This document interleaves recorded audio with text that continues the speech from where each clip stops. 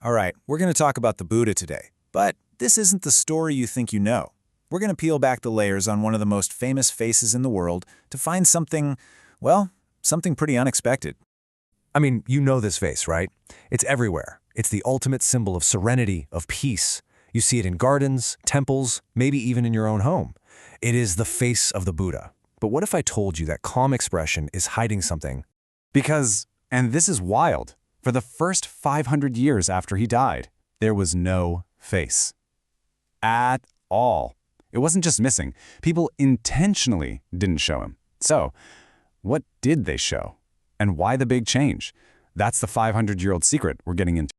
Okay, so let's start with this mystery. For hundreds of years, the main character of Buddhism was literally absent from his own story, at least visually. Yeah, you heard that right. For nearly half a millennium, early Buddhists purposefully avoided showing the Buddha as a person. And this wasn't because they, forgot how to draw. It was a choice, a deliberate one. To put it in perspective, that's like if there were no images of Jesus in Christian art until the year 500. It's a huge deal. The whole point was that he wasn't there. So, if you can't show the guy, how do you show, well, him? They used symbols, really powerful ones. You'd see an empty throne, which pointed to his royal past and his enlightenment. Or you might see a pair of footprints, called Buddha Pada, to show the path he walked. The Bodhi tree, that's the spot where he became enlightened. And the big one, the wheel of the law, the Dharma chakra, that represented his teachings spreading out into the world. See, these weren't just stand-ins. They were the whole story. And this really gets to the heart of it. In early Buddhism, the focus wasn't on Siddhartha the man. It was all about the Dharma, his teachings. His physical body was considered, and this is a quote, a foul body, just a temporary shell. The real Buddha, the eternal part, was the wisdom he shared. And that's what all the art was pointing to. But then, things changed. Big time. Around the 1st century, after 500 years of nothing, the artists finally started making statues. And when they did, the figure they carved was, well, he was anything but an ordinary man.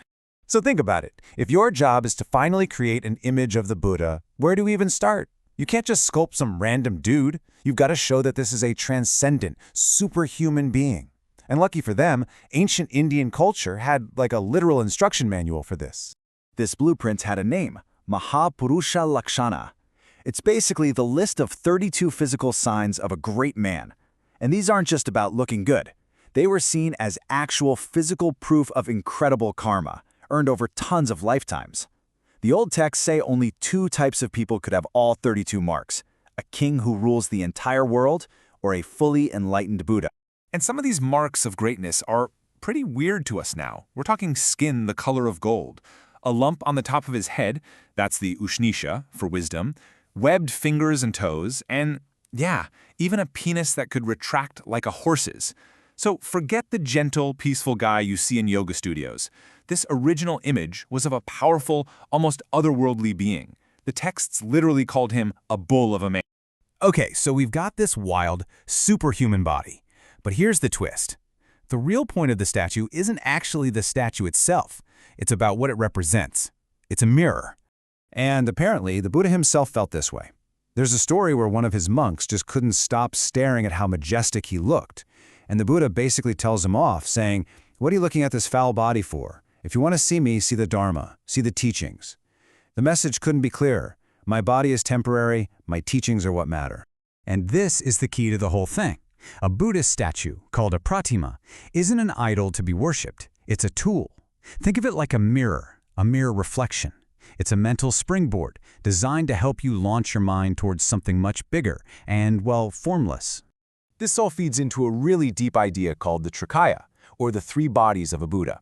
So you've got the physical body, the one that walked on earth. That's the Nirmanakaya. The statue represents that. But then there's a second, celestial, enjoyment body you might see in a vision.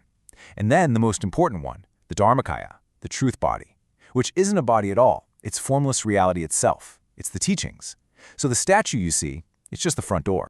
So once you get that the statue is just a tool, a symbol, it suddenly makes perfect sense why this so-called perfect image didn't stay the same.